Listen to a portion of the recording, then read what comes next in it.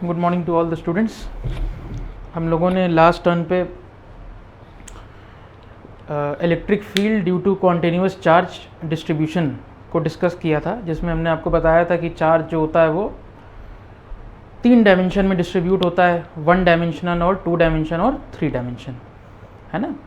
उसमें हम लोगों ने 3 कंडीशन देखी थी। अगर 1 डायमेंशन में तो वो कहलाता था लीनियर चार्ज डिस्ट्रीब्यूशन, अगर 2 डायमेंशन में चार्ज डिस्ट्रीब्यूट है तो कहेगा सरफेस चार्ज डिस्ट्रीब्यूशन, और अगर चार्ज 3 डायमेंशन में डिस्ट्रीब्यूट है तो कहेंगे वॉल्यूम चार्ज डिस्ट्रीब्यूशन।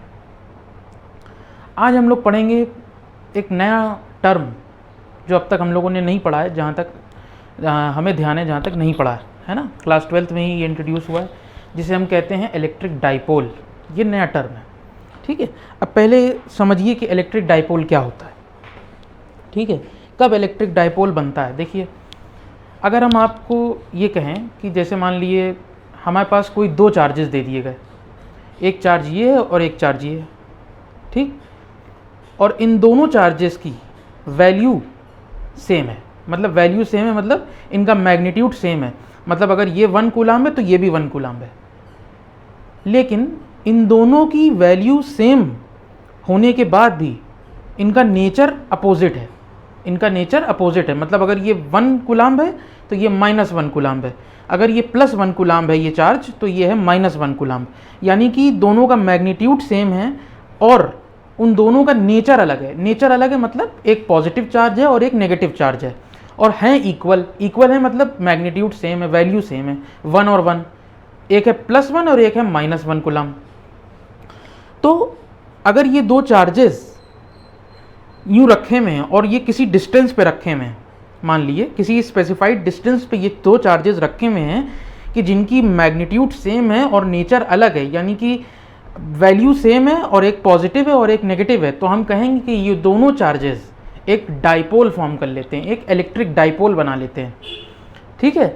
ये टर्म कहलाता है इलेक्ट्रिक डाइपोल। जब भी कोई 2 चार्जेस इक्वल हों और अपोजिट हों, इक्वल हों और अपोजिट हों और वो किसी डिस्टेंस पर रखे हों, तो हम कहेंगे कि वो 2 चार्जेस जो हैं एक इलेक्ट्रिक डाइपोल फॉर्म कर लेते हैं। और ये बात भी है कि वो दोनों चार्जेस इलेक्ट्रिक फील्ड में रखे होने चाहिए, इलेक्ट्रिक फील्ड में रखे होने चाहिए। तो देखिए इलेक्ट्रिक डाइपोल क्या होता है। N electric dipole is a pair of equal and opposite charges, equal and opposite point charges. देखिए इलेक्ट्रिक डाइपोल क्या होता है। N electric dipole is a pair, pair मतलब हमने कहा था ना कि एक पॉजिटिव और एक नेगेटिव, तो 2 चार्जेस हैं तो 2 चार्जेस का एक pair is a pair of equal. Equal मतलब दोनों चार्जेस का जो मैग्नीट्यूड है वो सेम है, इक्वल एंड अपोजिट। अपोजिट का मतलब एक प्लस है और एक माइनस है, equal and opposite point charges. Point charges मतलब किसी ना किसी पॉइंट पे रखे होंगे, पॉइंट पे रखे होंगे। Point charges at some distance apart, कुछ डिस्टेंस पे रखे होंगे। देखिए अब अगर इसको हम डायग्रामेटिकली समझें तो क्या कहना चाह रहे हैं। देखिए हम कह रहे हैं कि electric dipole is a pair of equal and opposite charges. तो पहली बात तो पेयर है, तो देखिए 2 चार्जेस होंगे, एक होगा -q और एक होगा +q। ये 2 चार्जेस हो गए, एक मान लिया, अच्छा ऐसे समझिए, एक है q और एक q। अब कह रहा है पेयर तो बन गया, पेयर बन गया। अब कह रहा है इक्वल है, तो जाहिर सी बात है ये भी q है और ये भी q है, तो इक्वल तो है। लेकिन अब कह रहा है कि ऑपोजिट है। अब ऑपोजिट उसने कह दिया तो हम साइन लगाएंगे, यहाँ पे माइनस कर देंगे और ये प्लस कर देंगे। तो क्या हुआ, 2 चार्जेस का मैग्नीट्यूड यानी कि 2 चार्जेस इक्वल तो हैं लेकिन उनका नेचर अपोजिट है, एक नेगेटिव है और एक पॉजिटिव है, और वो किसी पॉइंट पर रखे हुए हैं, point charges at some distance apart. अब देखिए ये डिराइव्ड होते हैं, ये कुछ जो लॉज होते हैं ये डिराइव होते हैं, ये ऑलरेडी डिराइव्ड होते हैं, इनके हमें छेड़छाड़ नहीं करना होती है। अगर कोई 2 चार्जेस इक्वल हैं और अपोजिट हैं और वो डाइपोल बना रहे हैं, जो कि हमने अभी आपको बताया, तो उन दोनों के बीच में जो डिस्टेंस होती है वो हमेशा 2l होती है। उन दोनों के बीच में जो डिस्टेंस होती है हमेशा, डाइपोल जब भी बनता है तो उसमें जो चार्जेस होते हैं उनके बीच की डिस्टेंस 2l होती है, 2l होती है। और ये बीच वाला पॉइंट जो होता है ये मिडिल पॉइंट कहलाता है। यानी कि अगर मिडिल पॉइंट से इतनी डिस्टेंस देखें तो l और इतनी देखें तो l, और टोटल देखेंगे तो 2l हो जाएगी, ठीक है। अब देखिए ये तो बात हो गई इलेक्ट्रिक डाइपोल की। अब देखिए इलेक्ट्रिक डाइपोल का एक एग्जाम्पल भी देख लिए, समझ में आ जाएगा ऐसे एग्जाम्पल से इलेक्ट्रिक डाइपोल। देखिए हम लोग ने केमिस्ट्री में पढ़ा था HCl पढ़ा है ना हम लोग ने, हाइड्रोक्लोरिक एसिड।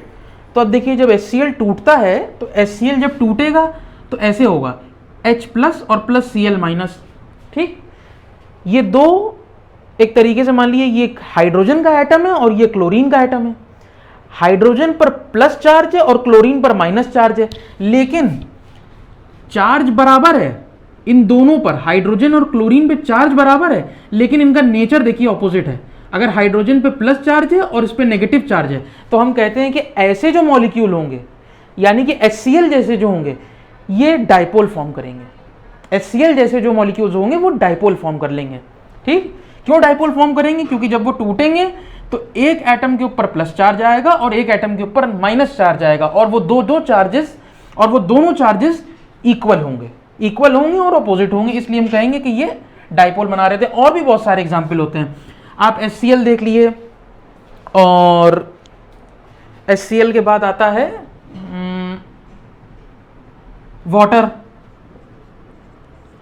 वाटर भी क्या होता है? वाटर भी डाइपोल बनाता है, वाटर मॉलिक्यूल भी डाइपोल बनाता है। आप जब तोड़ के देखिएगा तो आपको पता चलेगा कि वाटर भी डाइपोल बनाता है। देखिए तोड़ के ही देख लिए ना,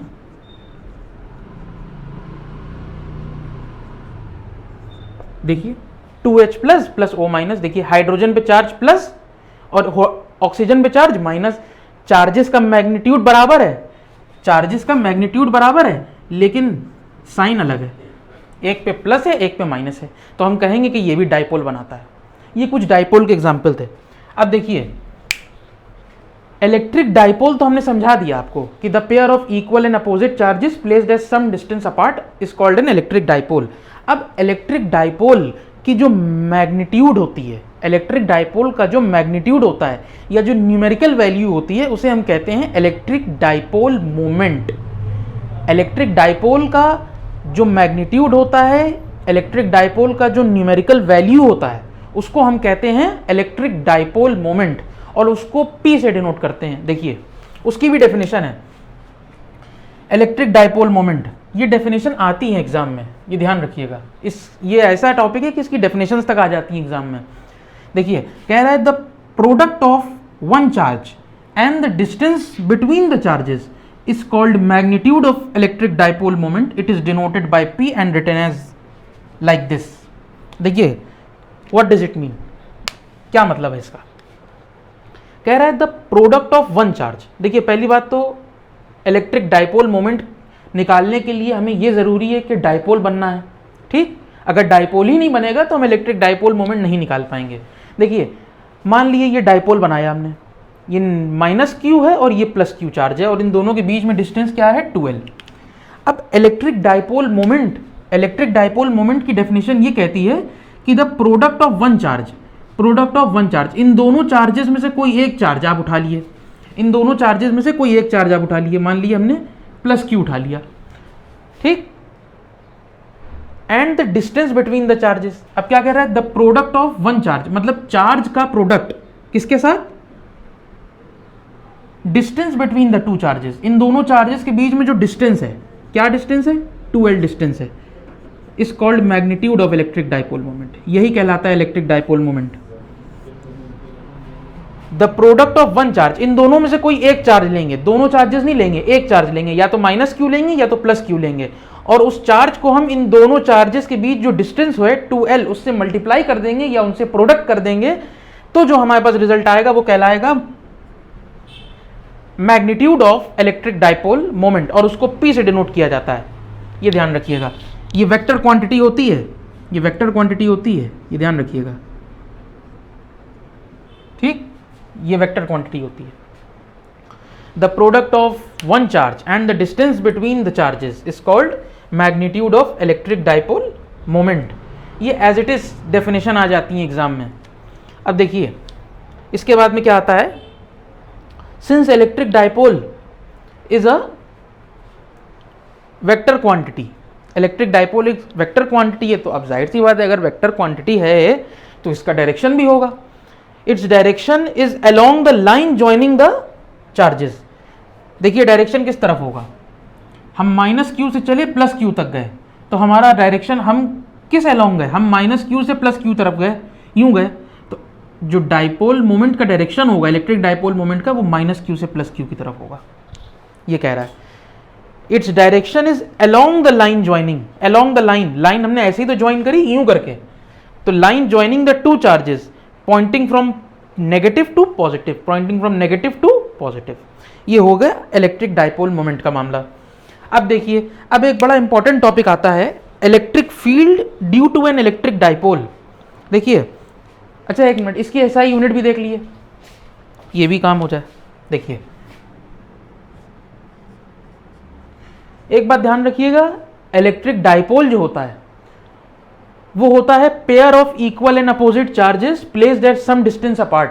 ठीक, ये होता है इलेक्ट्रिक डाइपोल। और इस इलेक्ट्रिक डाइपोल की जो मैग्नीट्यूड होती है, यानी कि जो न्यूमेरिकल वैल्यू होती है, इस इलेक्ट्रिक डाइपोल की जो मैग्नीट्यूड या कह दो न्यूमेरिकल वैल्यू होती है, वो कहलाती है इलेक्ट्रिक डाइपोल मोमेंट। ये दोनों में डिफरेंस होता है इलेक्ट्रिक डाइपोल और डाइपोल मोमेंट के बीच में।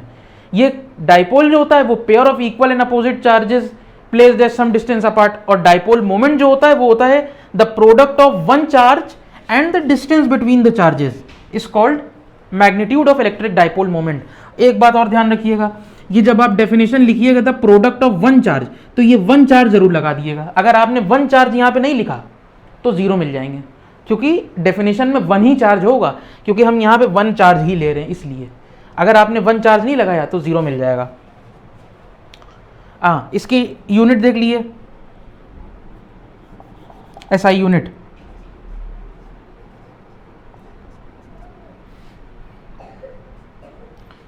एसआई यूनिट होगी आपकी, इसकी कूलाम होती है चार्ज की, और इसकी तो मीटर होगी, तो कूलाम मीटर इसकी यूनिट होगी।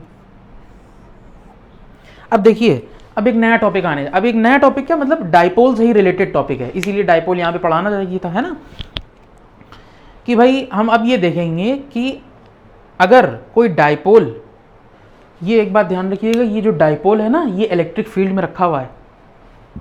हम ये कह रहे हैं कि अगर डाइपोल इलेक्ट्रिक फील्ड में रखा है और डाइपोल एक्सिस पे हम कोई पॉइंट लेते हैं, और हमें अब ये निकालना पड़ेगा कि डाइपोल की वजह से उस पॉइंट पी पर इलेक्ट्रिक फील्ड की इंटेंसिटी कितनी है। अब हम ये देखेंगे, दो फॉर्मूले डेराइव करेंगे, एक होगा एंड ऑन पोजीशन, एक होगी ब्रॉड ऑन पोजीशन। ये दोनों डेरिवेशन जो हम करेंगे ये एग्जैक्ट एग्जाम में आते हैं, दोनों में से कोई एक आता ही आता है, और 5 नंबर का आता है। सीबीएसई में तो नहीं पता, लेकिन आईएससी में तो 5 नंबर का आता ही आता है। देखिए अब आप लोगों को, देखिए अब बात हो रही है कि अगर डाइपोल एक्सिस पर हम, एक मिनट, अगर डाइपोल एक्सिस पर हम कोई पॉइंट ले रहे हैं, ठीक है, तो उस पॉइंट के ऊपर हम देखेंगे कि डाइपोल की वजह से इलेक्ट्रिक फील्ड की इंटेंसिटी कितनी है। पहली चीज तो ये देखेंगे कि डाइपोल एक्सिस पर हम एक पॉइंट लेंगे, यानी कि जो हमने डाइपोल बनाया था यूं करके उसी के एक्सिस पर, मतलब उसकी एक्सिस के मतलब उससे कुछ थोड़ी दूरी पे एक पॉइंट यूं करके लेंगे उसी के एक्सिस पे, लेकिन ये नहीं कि एक्सिस बदल देंगे, अगर ये है तो इधर यहाँ पे ले लेंगे ना, उसी एक्सिस पे लेंगे, है ना, और उस पर देखेंगे कि इलेक्ट्रिक फील्ड की इंटेंसिटी कितनी है। पहला तो ये हो गया, और इसको हम लोग कहते हैं एंड ऑन पोजीशन भी कहते हैं। अगर एंड ऑन पोजीशन आए तो समझ लिएगा कि डाइपोल की एक्सिस पे एक पॉइंट लेंगे और उस पर intensity of electric field check करेंगे। अगर एंड ऑन पोजीशन लिख के आए तो डाइपोल की एक्सिस पे एक पॉइंट लेंगे और उस पर चेक करेंगे कि इंटेंसिटी ऑफ इलेक्ट्रिक फील्ड कितनी है, ठीक है। अब लेकिन यहाँ पे एक चीज़ पहले समझ लिया आप लोग, ठीक है, जो कि इंपॉर्टेंट है। इसको समझने से पहले एक चीज़ समझ लिए। देखिए, जब भी हम पॉजिटिव चार्ज की बात करते हैं, किसकी बात करते हैं, पॉजिटिव चार्ज की, तो पॉजिटिव चार्ज की वजह से जो इलेक्ट्रिक फील्ड होती है, पॉजिटिव चार्ज की वजह से जो इलेक्ट्रिक फील्ड होती है उसकी डायरेक्शन हमेशा उससे अवे होती है, पॉजिटिव चार्ज की वजह से जो इलेक्ट्रिक फील्ड होगी उसकी डायरेक्शन हमेशा उससे अवे होगी। यानी कि अगर कोई चार्ज ये है और ये पॉजिटिव है तो इलेक्ट्रिक फील्ड की डायरेक्शन इससे अवे होगी, ठीक है। और अगर नेगेटिव चार्ज है, अगर चार्ज नेगेटिव है तो जो इलेक्ट्रिक फील्ड की डायरेक्शन होगी वो इसके टुवर्ड्स होगी, यूं होगी, ये मामला होगा। ये चीज़ बड़ी इंपॉर्टेंट थी समझने वाली, ये याद रखने वाली चीज़ है, ठीक है। अगर पॉजिटिव चार्ज है तो इलेक्ट्रिक फील्ड की डायरेक्शन अवे होगी उससे, पॉजिटिव चार्ज से तो अवे होगी, और नेगेटिव चार्ज के टुवर्ड्स होगी। यानी कि अगर एक चार्ज ये पॉजिटिव है और एक ये नेगेटिव है, तो इस पॉजिटिव की वजह से जो इलेक्ट्रिक फील्ड की डायरेक्शन होगी वो उस तरफ होगी, और ये जो नेगेटिव चार्ज है इसकी वजह से जो इलेक्ट्रिक फील्ड की डायरेक्शन होगी वो यूं होगी। पॉजिटिव की वजह से यूं और इस नेगेटिव की वजह से यूं, ये ध्यान रखिएगा। ये इलेक्ट्रिक फील्ड की डायरेक्शन यहाँ पे समझाना इसलिए ज़रूरी था क्योंकि अभी यहाँ पे काम आएगा, इसलिए, ठीक है। अब देखिए क्या कह रहा है, कह रहा है intensity of electric field at a point on the axis of dipole. अब यहाँ पे बात करी सबसे पहले डाइपोल की। देखिए डाइपोल की वजह से इंटेंसिटी ऑफ इलेक्ट्रिक फील्ड निकालना है, तो जाहिर सी बात है सबसे पहले हमें ये पता होना चाहिए कि वो डाइपोल है। पहली बात तो ये है कि वो डाइपोल है। अब सबसे पहला काम करेंगे कि डाइपोल बनाएंगे एक। डाइपोल कैसे बनाएंगे, देखिए डाइपोल क्या होता है, हमने बताया the pair of equal and opposite charges. Equal and opposite charges मतलब ये माइनस, एक मिनट ब्लू इंक से दिखते हैं, ये माइनस क्यू है और ये प्लस क्यू है, ठीक, यही तो होता है डाइपोल। ये हो गया डाइपोल, ठीक। डाइपोल की डायरेक्शन किधर होगी, यूं होगी, इस तरफ।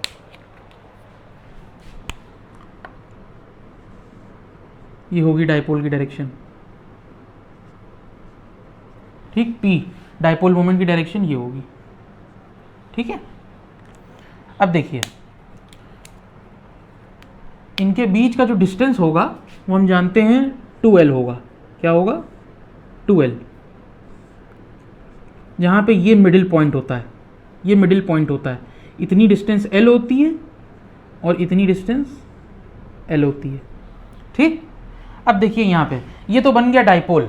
अब हमें क्या करना है, अब हमें ये कहलाता है डाइपोल एक्सिस। ये जो लाइन बनाई है ये कहलाती है डाइपोल एक्सिस। क्या कहलाती है, डाइपोल एक्सिस। अब देखिए हमें क्या करना है, इसी डाइपोल एक्सिस पे थोड़ी दूर पे डाइपोल एक्सिस ही, लेकिन ये एक्सिस ही डाइपोल का चलेगा। इसी डाइपोल एक्सिस पे एक पॉइंट लेना है और उस पॉइंट पे देखना है कि इस डाइपोल की वजह से इलेक्ट्रिक फील्ड की इंटेंसिटी कितनी है। और ये समझ लिए ये डाइपोल जो है ये इलेक्ट्रिक फील्ड में रखा हुआ है, ये ध्यान रखिएगा, इलेक्ट्रिक फील्ड में रखा है। तो हम क्या करेंगे, देखिए इसके मिडिल पॉइंट से, ये जो डाइपोल बनाया है इसके मिडिल पॉइंट से, ये इसके मिडिल पॉइंट से कुछ r डिस्टेंस पे एक पॉइंट लेंगे, कुछ r डिस्टेंस पे एक पॉइंट लेंगे P, ठीक। इसके मिडिल पॉइंट से कुछ r डिस्टेंस पे एक पॉइंट P लेंगे। इस पॉइंट P पे चेक करेंगे कि इंटेंसिटी ऑफ इलेक्ट्रिक फील्ड कितनी है। अब देखिए इस पॉइंट P पे इलेक्ट्रिक फील्ड की इंटेंसिटी चेक करेंगे। तो देखिए पहले चीज तो ये माइनस चार्ज है और ये प्लस चार्ज है, इसकी इंटेंसिटी ऑफ इलेक्ट्रिक फील्ड अलग होगी, इसकी अलग होगी, जाहिर सी बात है। तो अब देखिए सबसे पहले हम लोग करेंगे let E1 and E2 be the two intensities of electric field at P, ठीक है। देखिए E1 क्या होगा, E1 क्या है, E1 है इंटेंसिटी ऑफ इलेक्ट्रिक फील्ड। अभी हम डायरेक्शन दिखाएंगे इंटेंसिटी ऑफ इलेक्ट्रिक फील्ड की। Intensity of electric field, intensity of electric field due to plus Q charge. E1 जो है वो intensity of electric field due to plus Q charge है, और E2 जो है वो intensity of electric field due to minus Q charge है, ठीक। अब देखिए अब हमने आपको एक चीज बताई थी कि जो प्लस चार्ज होगा उसकी वजह से जो इलेक्ट्रिक फील्ड होगी उसकी डायरेक्शन हमेशा उससे अवे होगी। यानी कि अगर ये प्लस क्यू चार्ज है तो अगर इस पॉइंट P पे इसकी वजह से इलेक्ट्रिक फील्ड देखेंगे तो उसकी डायरेक्शन यूं होगी, ये होगी, ठीक। और ये माइनस क्यू चार्ज है, इसकी वजह से इस पॉइंट पी पर इलेक्ट्रिक फील्ड की डायरेक्शन इसके टुवर्ड्स होगी, माइनस क्यू की वजह से टुवर्ड्स होती है, हमने बताया था अभी आपको।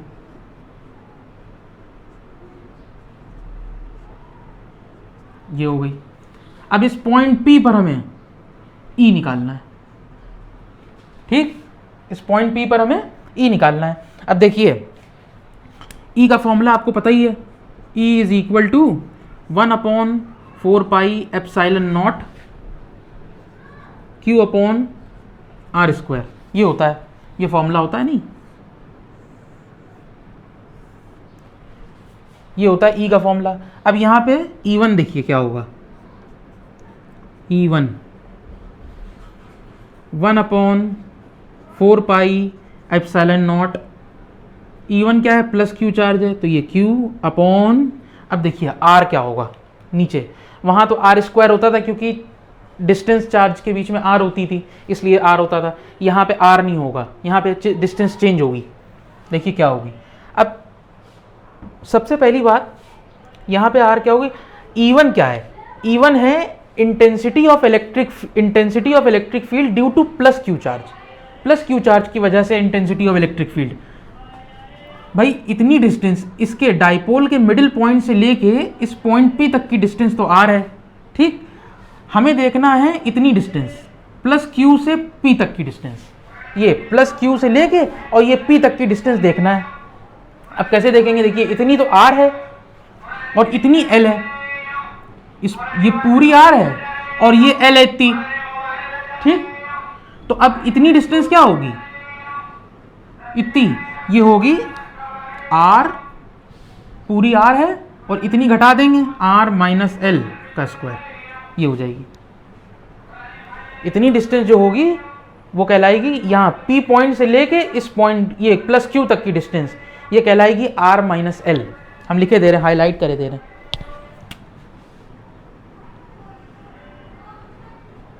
R माइनस L,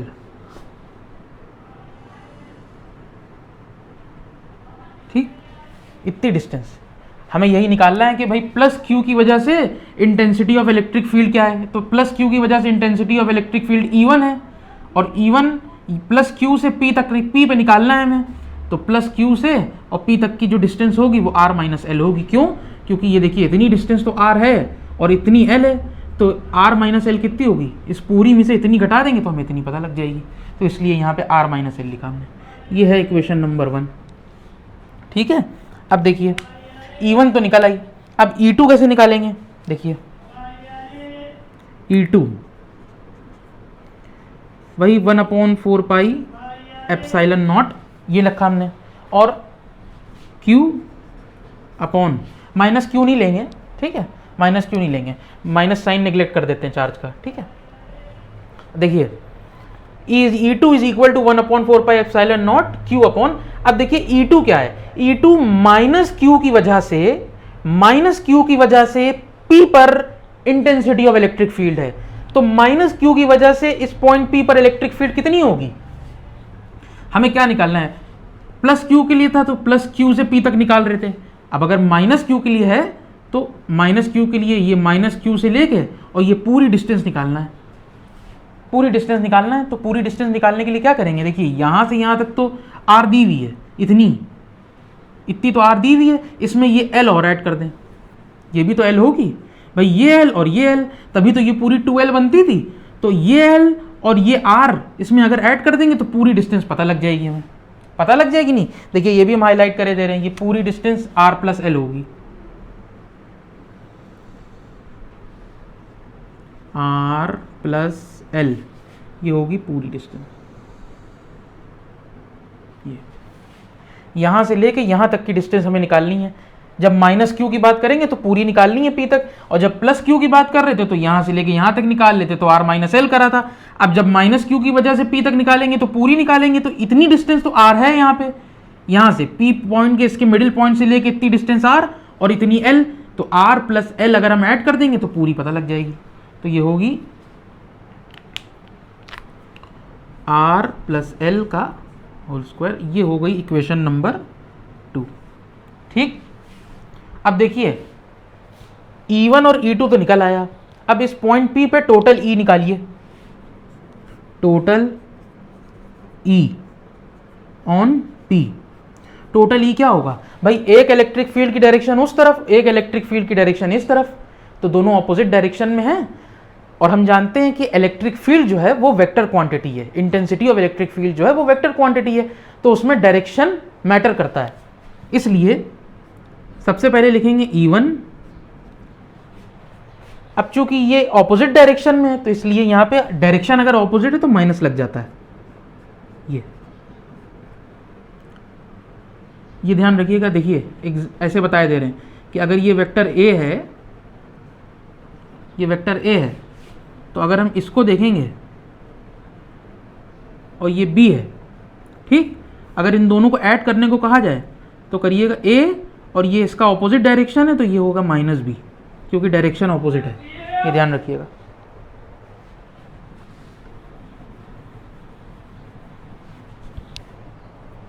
वही यहां पे करा है कि अगर एक उधर है और एक इधर है तो माइनस कर देंगे।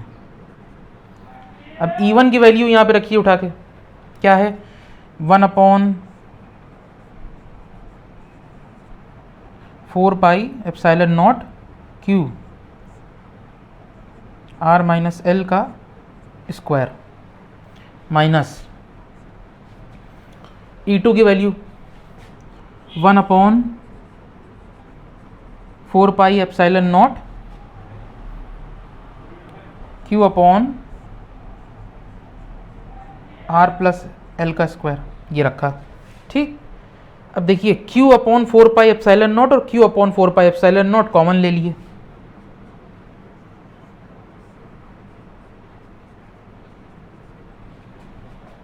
जब कॉमन लिएगा तो अंदर क्या बचा 1/R माइनस L का square minus 1/R plus L का होल स्क्वायर, ठीक है। इसका पहले स्क्रीनशॉट ले लीजिए ज़रा, इतना स्क्रीनशॉट ले लीजिए फिर आगे बताएं क्या है। ले लिया, देखिए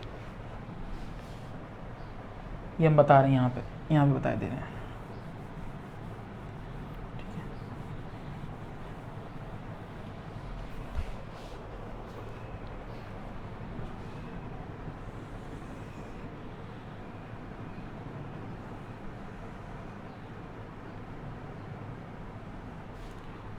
देखिए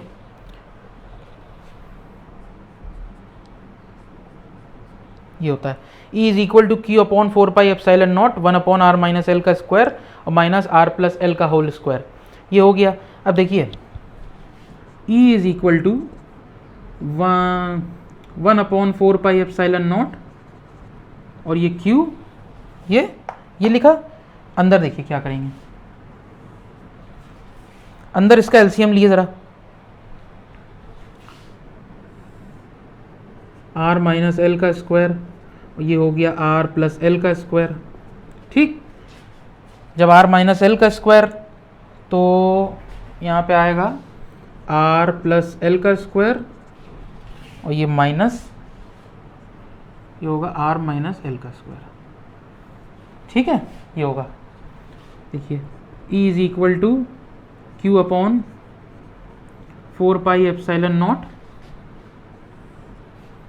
अब देखिए ऊपर का ब्रैकेट खोलिए ज़रा, ऊपर स्क्वायर खोलिए, तो R square plus L square plus 2LR minus R square minus L square plus 2LR, ये हो गया अपॉन, इन दोनों को एक साथ ले लिए स्क्वायर में, भाई दोनों के ऊपर स्क्वायर है तो ऐसे लिख सकते हैं R plus L, sorry R minus L और ये हो गया R प्लस L और ये टोटल स्क्वायर लगा दिया इन दोनों पे, ये लगा दिया, ठीक। ऐसे लिख सकते हैं क्योंकि दोनों पे स्क्वायर है तो एक ही में लेके लिख दिया। अब देखिए ये R स्क्वायर प्लस ये कैंसिल, ये कैंसिल, तो E इज इक्वल टू आया Q अपॉन 4πε0 और 2LR प्लस 2LR, ये हो गया 4LR अपॉन अब देखिए ये ए माइनस बी और ए प्लस बी, तो हो गया ए स्क्वायर माइनस बी स्क्वायर और ये टोटल स्क्वायर ये लगा हुआ है। अब देखिए यहाँ पे थोड़ा सा कंफ्यूज हो जाते हैं बच्चे। देखिए यहाँ पे हम क्या मानते हैं, यहाँ पे हम मानते हैं कि जो आर है ये आर ये इस एल से बहुत बड़ा है, ये आर जो है इस एल से बहुत बड़ा है। तो अगर ये आर इस एल से बहुत बड़ा है तो हम एल को निग्लेक्ट कर देते हैं, यानी कि एल की वैल्यू हम 0 रख देते हैं यहाँ पे ऐसे। Now if R is very much greater than L, then L can B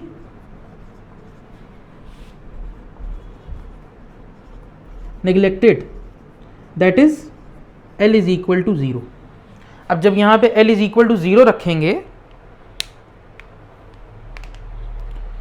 जब यहां पे L is equal to 0 रखेंगे तो आर स्क्वायर माइनस 0, ठीक, आर स्क्वायर होगा, आर स्क्वायर के स्क्वायर लगेगा, आर की पावर 4 हो जाएगी। तो देखिए Q upon 4 pi epsilon naught और ये 4 LR अपॉन आर की पावर 4, ठीक, ये आर से R cancel, E is equal to 1 upon 4 pi epsilon naught और ये Q लिखा और इसको हमने तोड़ा Q इंटू 2L इंटू 2 में ऐसे तोड़ दिया भाई, 2 2 ज़ा 4L, इसको 2L इंटू 2 में तोड़ दिया और अपॉन आर क्यूब कर दिया, ठीक है। अब देखिए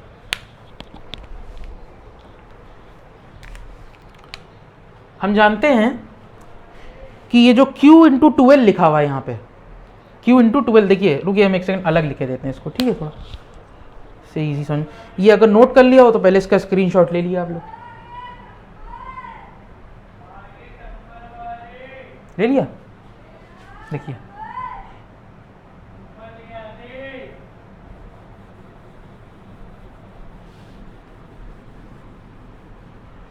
ये हम डायग्राम इसका स्क्रीनशॉट ले लिएगा, ठीक है।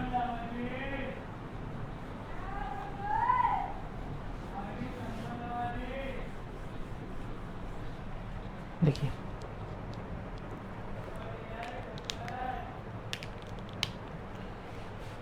देखिए क्या लिखा हुआ है यहाँ पे, क्या लिखा हुआ है, ये लिखा हुआ है E is equal to 1 upon 4 pi epsilon naught into 2 into Q into 2L upon R cube, ये लिखा हुआ है, ठीक।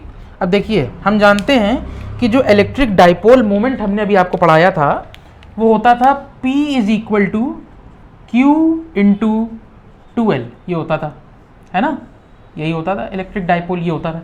अब देखिए ये Q इंटू 2L लिखा हुआ है, ये Q इंटू 2L, तो इसकी जगह हम P लिख सकते हैं, ठीक।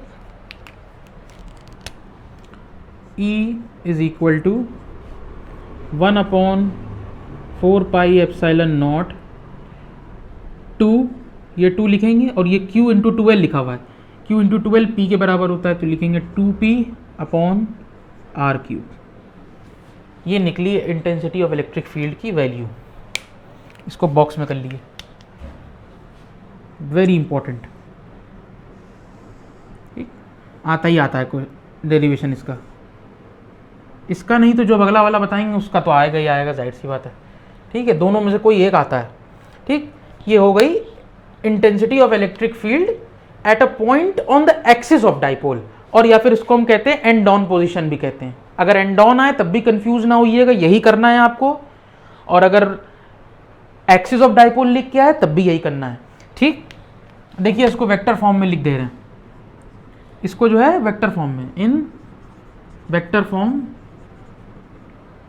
सिंपल जो वेक्टर क्वांटिटीज हैं उन पे क्या कहते हैं, आपको कैप लगा देना है बस, और कुछ नहीं, उन पे क्या कहते हैं वेक्टर लगा देना।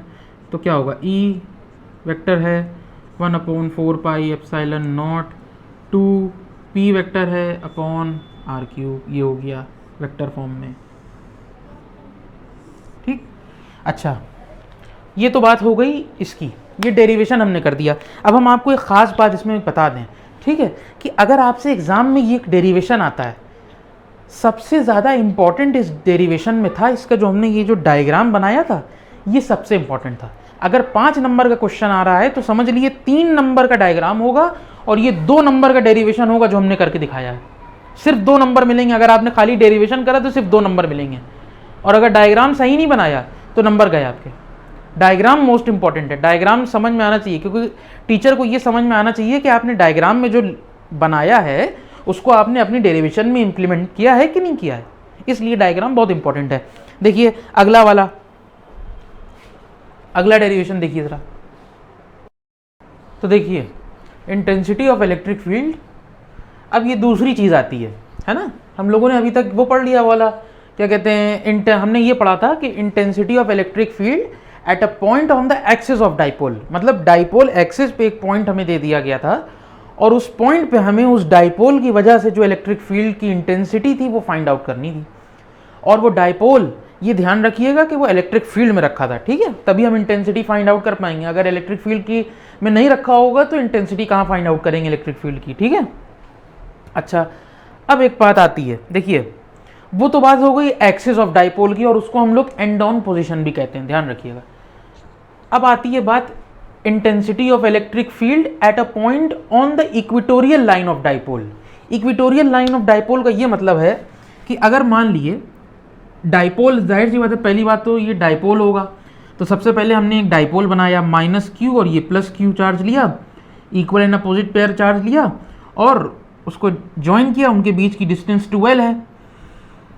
इक्वेटोरियल लाइन का ये मतलब है कि इस डाइपोल के मिडिल पॉइंट से हम कुछ r डिस्टेंस पे पॉइंट P एक लेंगे, और वो पॉइंट P ऐसा लेंगे कि जब उस पॉइंट P को हम इस -q चार्ज और इस +q चार्ज से मिलाएं तो एक इक्वेटोरियल ट्राइंगल बन जाए, एक इक्वेटोरियल ट्राइंगल बन जाए।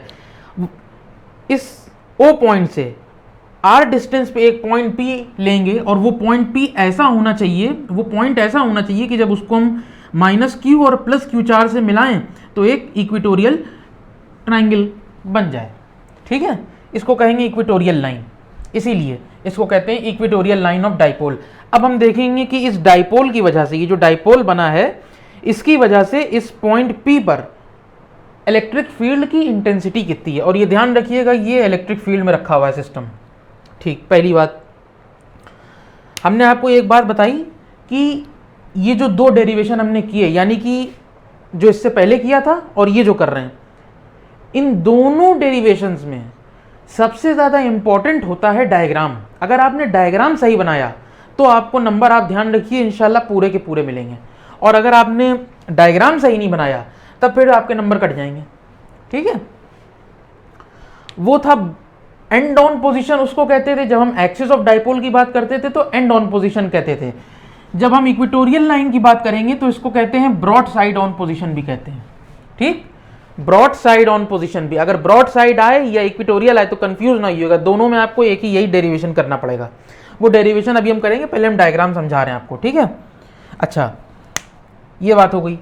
इसके बाद में अब आप देखिए, चूंकि ये -q चार्ज है, ठीक है, -q चार्ज है, इस -q चार्ज की वजह से जो इलेक्ट्रिक फील्ड की इंटेंसिटी होगी, देखिए 2 इलेक्ट्रिक फील्ड की इंटेंसिटी मिली, E1 और E2। E1 क्या है? Intensity of electric field, intensity of electric field due to +q charge, ठीक, ड्यू टू +q चार्ज। और E2 क्या है? इंटेंसिटी ऑफ इलेक्ट्रिक और ये field, intensity of electric field due to -q charge, ठीक है।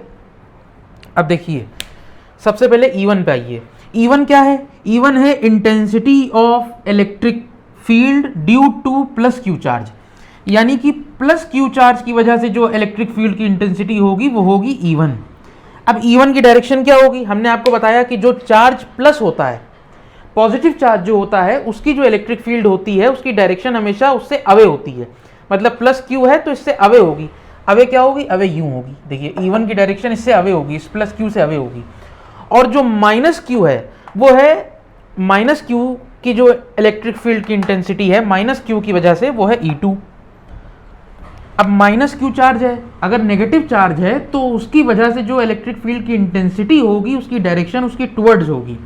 यानी कि अगर ये माइनस क्यू चार्ज है तो इलेक्ट्रिक फील्ड इंटेंसिटी की डायरेक्शन इसकी तरफ होगी, टुवर्ड्स होगी। माइनस चार्ज की तरफ होती है और प्लस चार्ज से अवे होती है। यानी कि प्लस चार्ज है तो इससे अवे होगी और अगर माइनस चार्ज है तो इसके टुवर्ड्स होगी। अब यहाँ पे हमें E1 और E2 की डायरेक्शन बतानी है। ये एंगल थीटा है, ठीक है, ये ध्यान रखिएगा, एंगल लगाना ना भूलिएगा, एंगल लगा दिएगा थीटा है ये, ठीक है, ताकि हमें पता लग जाए कि हम ये ट्राइंगल बना रहे हैं। इसके बाद में ये बात हो गई, ये E1 है और ये E2 है। अब हमें इस पॉइंट P पे इलेक्ट्रिक फील्ड बतानी है। अब ये देखिए, ये सीधे सीधे तो है नहीं कि जैसे वहां पे था कि ये E1 था और ये E2 था, है ना, E1 E2, और हमसे कह दिया कि इस पॉइंट पे बताइए, तो हमने सीधे सीधे E1 माइनस E2 कर दिया था। यहाँ पे ऐसा नहीं है, यहाँ पे कुछ एंगल पे बैठे हुए हैं E1 E2, यहाँ पे अपोजिट नहीं है। ये नहीं कह सकते कि हम ये यूं है और एक यूं है, या यूं है या यूं है, तो हम सीधे सीधे माइनस कर देना, ये एंगल पे बैठे हैं। अब यहाँ पे लगेगा वेक्टर का यूज होगा, यहाँ पे फिर से वेक्टर का यूज करा जाएगा। देखिए ये E1 है और ये E2 है, हम सब जानते हैं कि ये E1 और E2 है तो इसका रिजल्टेंट इस तरफ होगा, होगा नहीं होगा, बिल्कुल होगा। अगर कोई वेक्टर यूं लिखा जाता है A और ये B, ये मान लिए A है और ये B है, ठीक, तो इसका रिजल्टेंट यूं होता है हमेशा, ये रिजल्टेंट होता है। तो अगर ये एक है और ये है तो इसका रिजल्टेंट यूं होगा, ये ध्यान रखिए। अब देखिए हम आपको एक चीज़ समझाने जा रहे हैं। आप लोगों ने क्लास 11th में फिजिक्स में पढ़ा होगा वर्टिकल कंपोनेंट और हॉरिजॉन्टल कंपोनेंट, ये आप लोगों ने पढ़ा होगा प्रोजेक्टाइल मोशन में। देखिए सबसे पहले एक बात समझिए, हम जब अपने स्कूल में जब ग्राउंड पे जाते हैं तो हमको अगर फुटबॉल दे दी जाए, ठीक, और हमसे कहा जाए कि फुटबॉल को आप किक करिए, जब आप, हमसे ना कहा जाए, मान लिया आप मैच देख रहे हैं, तो जो गोलकीपर होता है वो जब फुटबॉल को किक करता है, तो फुटबॉल, मान लिए ये फुटबॉल है, अब गोलकीपर आया, उसने यहाँ से फुटबॉल को किक किया, जैसे ही उसने फुटबॉल को किक किया तो फुटबॉल यूं जाएगी, यूं, और यूं जाके यूं आ जाएगी इधर वाल, आएगी नहीं आएगी। हमें इससे क्या पता चला, हमें इससे ये पता चला कि जब उसने फुटबॉल को यूं करके यूं मारा तो फुटबॉल ने दो टाइप के डिस्टेंस कवर किए, फुटबॉल ने दो डिस्टेंसेस कवर की। कौन कौन सी? देखिए एक तो फुटबॉल ऊपर भी गई, यानी कि उसने वर्टिकल डिस्टेंस भी कवर करी, भाई उछली और यूं गई, एक तो उसने वर्टिकल डिस्टेंस भी कवर करी और आगे भी बढ़ी वो, मतलब कि अगर हवा में उठी, खाली ये उठी नहीं यूं करके, भाई यूं उठी, यानी कि इस तरफ भी गई और उठी भी, तो उसने दो डिस्टेंसेस कवर की, यानी कि वो वर्टिकल डिस्टेंस भी कवर की उसने और हॉरिजॉन्टल डिस्टेंस भी कवर की। जैसे फॉर एग्जांपल आप देखिए यहाँ पे फुटबॉल रखी थी, ठीक, ये गोलकीपर आया, ठीक है, उसने यहाँ से फुटबॉल को किक करा, जब उसने फुटबॉल को यहाँ से किक करा तो फुटबॉल यूं जाएगी, यूं ही तो जाएगी, ये मोशन होता है, इसको कहते हैं प्रोजेक्टाइल मोशन, ठीक है। उसने फुटबॉल को यूं करके किक किया, तो फुटबॉल ने दो टाइप के मोशन करे, एक फुटबॉल ऊपर भी गई, फुटबॉल एक तो ऊपर यूं भी गई और एक उसने यूं भी ट्रैवल करी, मतलब उसने दो डिस्टेंसेस करी, एक वर्टिकल डिस्टेंस भी कवर करी और एक हॉरिजॉन्टल डिस्टेंस भी कवर करी। और मान ली उसकी वेलोसिटी v थी, तो जो हॉरिजॉन्टल डिस्टेंस होगी, यानी कि ये जो डिस्टेंस होगी, उसको हम कहेंगे v cos थीटा, और जो वर्टिकल होगी उसको कहेंगे v sin theta. Velocity v है, जो हॉरिजॉन्टल डिस्टेंस कवर की उसको कहेंगे v cos थीटा, और जो वर्टिकल डिस्टेंस कवर की उसको कहेंगे v sin थीटा। इसको एक एग्जांपल से भी आप, एक और एग्जांपल हम आपको देते हैं। देखिए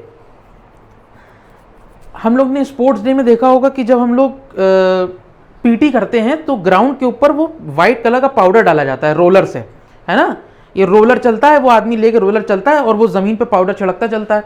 अब आप देखिए जब वो रोलर लेके चलता है, ये रोलर है मान लिए, वो पाउडर फेंकता चल रहा है, तो अब देखिए रोलर जो है वो आगे भी जा रहा है, रोलर आगे भी जा रहा है और आगे जा रहा है तो हम फोर्स लगा रहे हैं, एक फोर्स तो हम इसको लगा रहे हैं आगे जाने में, एक फोर्स लग रहा है जो इसको आगे बढ़ा रहा है, और एक फोर्स लग रहा है कि जिससे ये जमीन की तरफ पाउडर भी फेंक रहा है। दो फोर्सेस लग रहे हैं, एक फोर्स ये इसको आगे लेके जा रहा है और एक फोर्स से ये इधर नीचे भी जा रहा है। ठीक है, तो दो टाइप के फोर्सेस लग रहे हैं। तो जो फोर्स इसको आगे की तरफ लेके जा रहा है यानी कि आगे बढ़ा रहा है, उस फोर्स को कहेंगे horizontal component of force, horizontal component of force. और जो फोर्स इसको जमीन के ऊपर फोर्स लगा रहा है यानी कि जमीन के ऊपर फोर्स लगा रहा है, उसको कहेंगे vertical component of force, vertical component of force.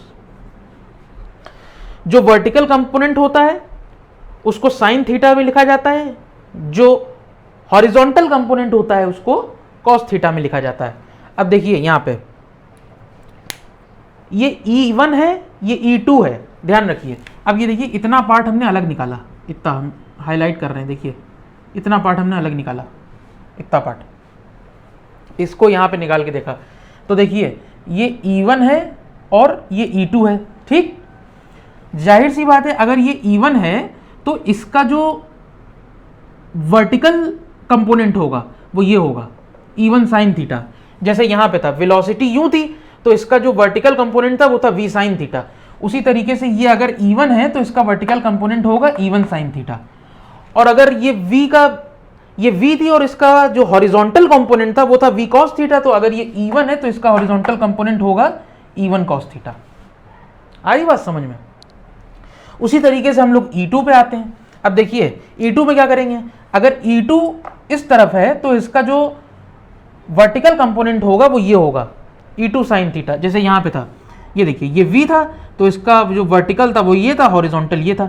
इसी तरीके से ये E2 है, इसका वर्टिकल ये होगा और हॉरिजॉन्टल ये होगा, ये होगा E2 साइन थीटा और ये होगा E2 कॉस थीटा। ठीक, ये बात समझ में आ गई होगी। अब देखिए डेरिवेशन, अब डेरिवेशन आता है, बड़ा इंपॉर्टेंट डेरिवेशन है, आता ही आता है हर साल। ठीक है, देखिए ये हॉरिजॉन्टल कंपोनेंट और ये वर्टिकल कंपोनेंट हमने इसलिए समझा दिया ताकि जो बच्चे होते हैं बायो वाले खासकर उनको बड़ी दिक्कत होती है ये सब समझने में, इसलिए इसको हम रब करे दे रहे हैं। आपने फोटो ले ली होगी,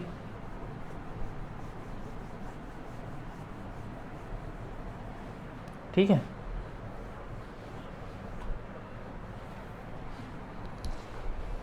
देखिए अब डेरिवेशन देखिए क्या है।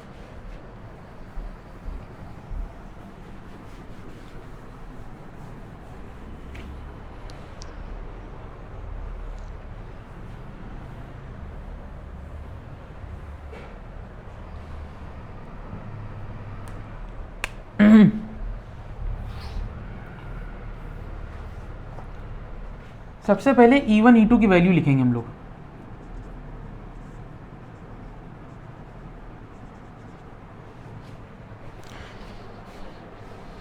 एक मिनट रुकिए, एक डायग्राम और बचा, रुकिए हम बनाए दे, एक मिनट देखिए आप लोग। देखिए वो डायग्राम खैर इतना खास कुछ इंपॉर्टेंट था नहीं, देखिए इतना हमने इसीलिए उसको हमने नहीं बनाया। यहाँ पे हम लोग सीधे E1 E2 की वैल्यू लिखते हैं, ठीक है। देखते हैं क्या आता है। देखिए अब एक चीज़ देखिए, देखिए E1 क्या है, E1 है प्लस Q चार्ज की वजह से जो पॉइंट P पर इलेक्ट्रिक फील्ड की इंटेंसिटी है, प्लस Q की वजह से।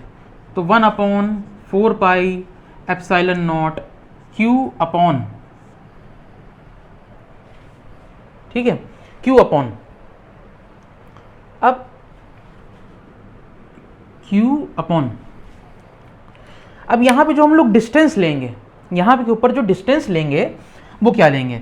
देखिए हम लोग क्या देखते थे, हम लोग ने वहां पे ये देखा था कि प्लस Q और डाइपोल तक की जो डिस्टेंस थी वही देखते थे। तो ये चार्ज है और ये और ये क्या कहते हैं, पॉइंट है, डाइपोल कह रहे हैं। चार्ज से लेके उस पॉइंट P तक की डिस्टेंस देखते थे और वो यहाँ पे लिखते थे। तो ये चार्ज है और इससे पॉइंट P है जहाँ पे इलेक्ट्रिक फील्ड निकालनी है, और वहाँ तक की डिस्टेंस क्या होगी। तो देखिए इस ट्राइंगल में आ जाइए आप, POB में, तो ये यहाँ पे अगर हम ये डिस्टेंस निकालें, ये वाली, तो पाइथागोरस थ्योरम से ये निकलेगी हमारी under root R square plus L square, ठीक है, ये निकलेगी। और वही इधर भी निकलेगी, under root R square plus L square, ये निकलेगी, ये डिस्टेंस निकलेगी। तो यहाँ पे आएगी under root R square plus L square का होल स्क्वायर। तो ये हो जाएगा 1/4 pi epsilon naught Q upon R square plus L square, ये हो गया, ठीक है। अब ये तो E1 की बात हो गई। अब E2 देखिए, E2 क्या है, E2 1/4 pi epsilon not, E2 क्या है, माइनस क्यू की वजह से P पर इलेक्ट्रिक फील्ड की इंटेंसिटी, तो माइनस क्यू की वजह से P तक की डिस्टेंस क्या है, वो भी आर स्क्वायर, यही सेम है। तो Q upon under root R square plus L square का होल स्क्वायर। ये यहाँ पे स्क्वायर इसलिए लग रहा है क्योंकि फॉर्मूले में होता है E is equal to 1/4 pi epsilon naught Q upon R square, तो ये आर स्क्वायर है, इसके ऊपर स्क्वायर इसलिए लग रहा है, ठीक है। तो ये हो गई 1/4 पाई एप्सिलॉन नॉट और ये Q upon R square plus L square. अब देखिए ये तो बात हो गई E1 E2 की। अब E1 E2 ऐड कैसे करेंगे, देखिए अभी हमने जो वेक्टर से समझाया था ना आपको कि दो कंपोनेंट होंगे, हमने ये समझाया था। देखिए ये वही, देखिए हम यहाँ पे डायग्राम फिर से बनाए दे रहे हैं, ये वाला ये था, और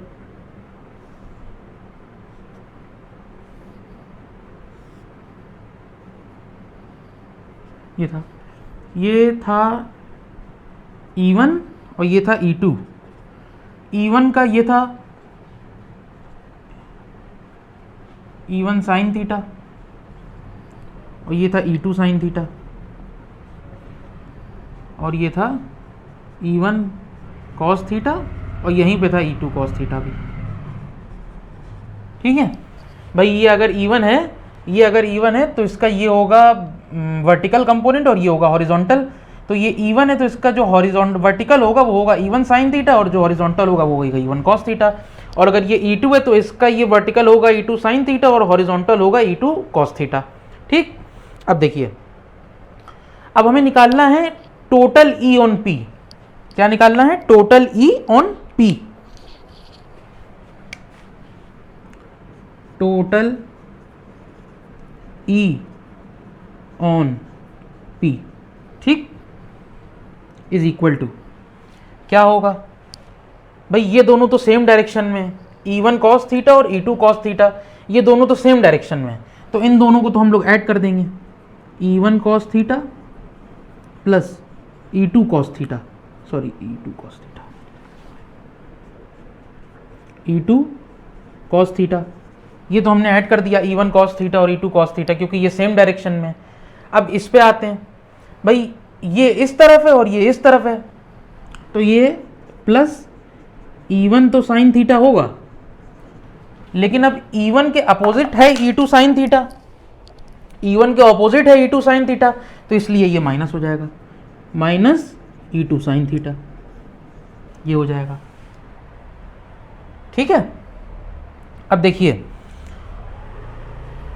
अगर एक लाइन यूं है और एक लाइन यूं है, ठीक है, अगर एक लाइन ऐसे बनी हुई है और एक लाइन ऐसे बनी हुई है, तो हमेशा इन दोनों लाइनों के बीच में जो एंगल बनता है वो बनता है 180 डिग्री का। कितने का बनता है, 180 डिग्री का। ऐसे ही यहाँ पे कि अगर E1 इस तरफ है और E2 इस तरफ है, तो इन दोनों के बीच में जो एंगल बन रहा है वो कितना बन रहा है, वो बन रहा है 180 डिग्री, बन रहा है नहीं बन रहा है। तो अगर यहाँ पे आप साइन थीटा की जगह पे 180 रखिए और यहाँ पे भी 180 रखिएगा, तो साइन 180 जीरो होता है, साइन 180 जीरो होता है, और zero multiplied by E1 zero और ये जीरो, तो ये दोनों तो जीरो हो गए, तो क्या बचा, E1 cos theta, E2 cos theta, और कॉस थीटा जीरो नहीं होगा क्योंकि इन दोनों की डायरेक्शन सेम है। अगर दो लाइनें ऐसी हैं, ठीक, सेम डायरेक्शन में, तो उनके बीच में एंगल हमेशा 0 डिग्री बनता है और कॉस 0 1 होता है, ठीक है। तो इसलिए यहाँ पे हम जीरो नहीं करेंगे, ये ध्यान रखिएगा, वैल्यू नहीं रखेंगे क्योंकि अभी हम लोग कॉस थीटा से जनरल फॉर्मूले पे जाएंगे ना, इसलिए। देखिए अब E1 कॉस थीटा है, ये यहां पे E1 की वैल्यू रखिए, ये E1 की value 1/4 pi epsilon naught Q upon R square plus L square, ये आई, ये रख दी इसकी वैल्यू, और ये कॉस थीटा साथ में प्लस लगाया। अब E2 की वैल्यू रखिए, E2 की ये value pi epsilon naught Q upon R square plus L square, ये रखा, और ये कॉस थीटा, ठीक, ये रख दिया। अब देखिए थोड़ा सा रब करना पड़ेगा, मैं इसका स्क्रीनशॉट ले लिया आप लोग पहले, ठीक है। देखिए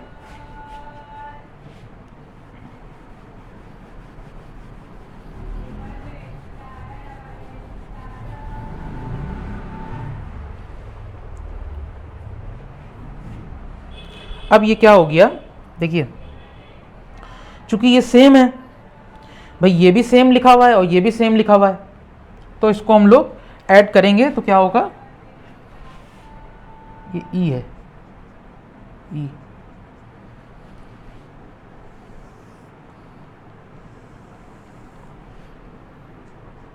E is equal to 1/4 pi epsilon naught Q upon R square plus L square cos theta plus 1/4 pi epsilon naught Q upon R square plus L square cos theta.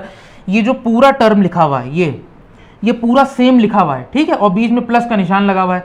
अब अगर ये प्लस और ये पूरा सेम लिखा हुआ है तो इसको हम ऐसे लिख सकते हैं 2 इंटू और दिस, 2 इंटू और this, 1/4 pi epsilon naught Q upon R square plus L square, और ये कॉस थीटा, ठीक, ये हो गया।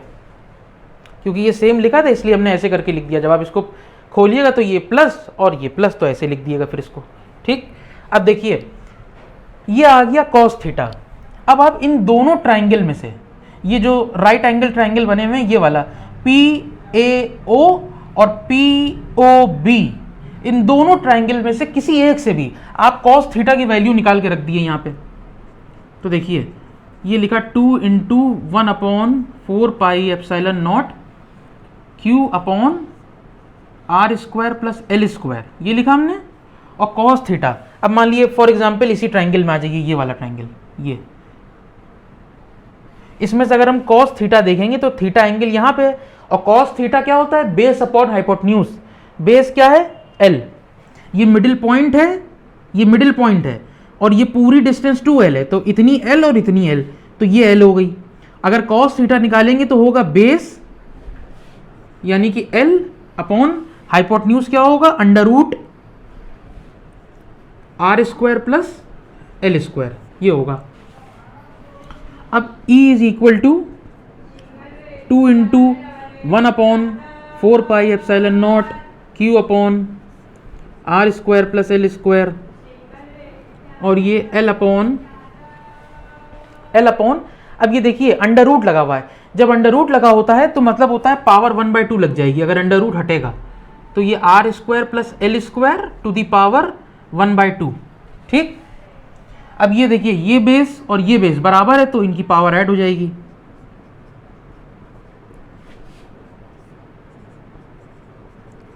पाई एप्सिलॉन नॉट QL अपॉन, जब पावर ऐड होगी तो होगा R square plus L square, इसकी पावर 1 है और इसकी 1 है, तो 1 प्लस 1/2 होगा 3/2, ये हो गई, ठीक है। अब कहाँ लिखें, जगह खत्म हो गई, चलिए देखते हैं, यहाँ तक तो लिख ही लेंगे।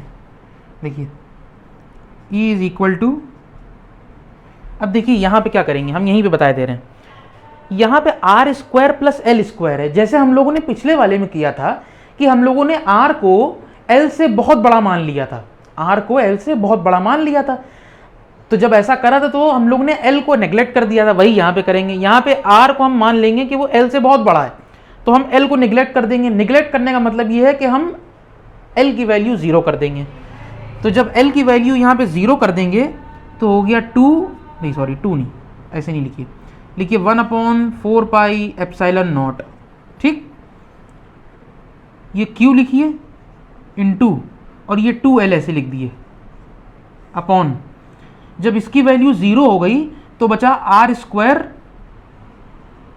टू द पावर 3/2 ये बचा। तो ये 2 से 2 कैंसिल हो गया, तो आया यहाँ पे 1/4 pi epsilon naught Q into 2L upon r3, ये आया।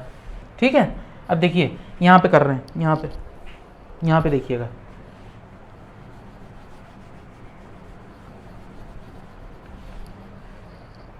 यहाँ पे देखिएगा,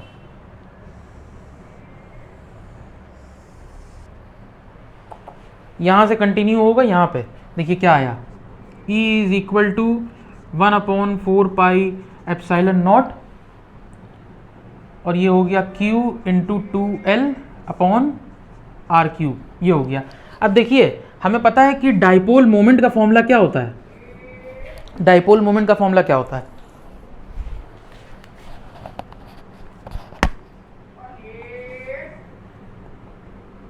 P is equal to Q into 2L, ये होता है। अब ये देखिए यहाँ पे Q इंटू 2L है, तो यहाँ पे हम P रख सकते हैं, 1/4 पाई एप्सिलॉन नॉट, और Q इंटू 2L की जगह P रख दिए अपॉन r3, ये हो गया। ये रिजल्ट निकल के आया।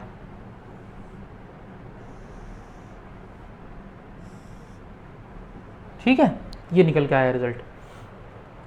और इसको अगर वेक्टर फॉर्म में लिखना है तो ऐसे लिख दिए,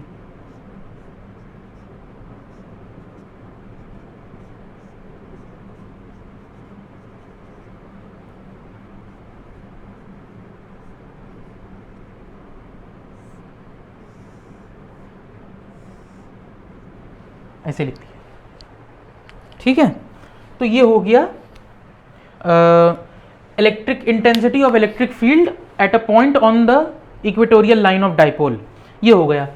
और इसको हम कहते हैं ब्रॉड साइड ऑन पोजीशन भी कहा जाता है। ठीक है, अगर कहीं ब्रॉड साइड ऑन लिख के आए तब भी आपको ये डेरिवेशन करना है। अब हम आपको एक बात बता दें कि ये जो भी हमने डेरिवेशन किया है, इस पूरे डेरिवेशन के 2 नंबर होंगे, लेकिन ये जो डायग्राम होगा इसके होंगे लगभग, मान के चलिए ये डायग्राम और साथ में वो जो वेक्टर वाला बना के दिखाया था, ये वाला, ये जो बनाया था, ये वाला बनाया था, वो दोनों साथ में आपको बनाना है। तो ये दोनों डायग्राम बनाने के आपको मिलेंगे 3 नंबर, और इसकी जो लेबलिंग होगी बिल्कुल ऐसा ही करना है एग्जैक्ट। इसके मिलेंगे आपको 3 नंबर, और ये जो डेरिवेशन हमने करा है इसके मिलेंगे 2 नंबर, तब जाके पूरे 5 नंबर का क्वेश्चन कंप्लीट होगा ये। ठीक है, ये भी आता है। अगर ये नहीं आता है तो इससे पहले जो डेरिवेशन कराया था वो तो आता ही आता है एग्जाम में। फिर दोनों में से कोई ना कोई एक हर साल एग्जाम में पूछा ही जाता है क्लास 12 के, और 2-3 नंबर का नहीं, 5 नंबर का क्वेश्चन पूरा आता है, ये ध्यान रखिएगा। बहुत आसान है ये, सिर्फ आपको डायग्राम समझना है और आराम से आप ये डेरिवेशन कर लीजिएगा। ठीक है, सिर्फ आपको डाइपोल क्या कहते हैं, इंटेंसिटी निकालनी है इलेक्ट्रिक फील्ड की डाइपोल की वजह से। तो आज हम लोगों ने यहाँ तक देखा। ठीक है, इसके बाद अब हम पढ़ाएंगे आपको टॉर्क ऑन इलेक्ट्रिक डाइपोल। मुश्किल से अब एक लास्ट टॉपिक वही रह गया टॉर्क वाला। उसके बाद फिर 2 लेक्चर आएंगे न्यूमेरिकल प्रॉब्लम पे, जिसमें हम लोग न्यूमेरिकल डिस्कस करेंगे।